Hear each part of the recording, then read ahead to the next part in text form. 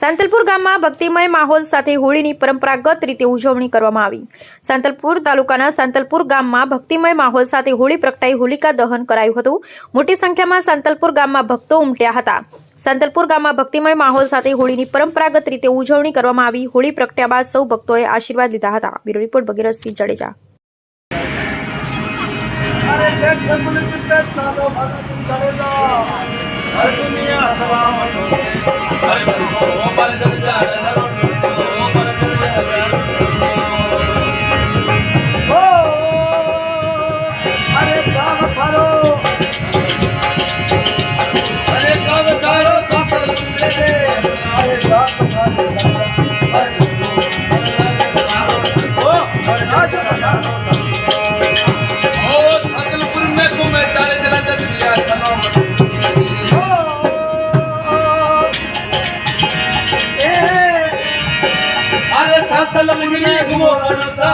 सलाम ठोके ठोके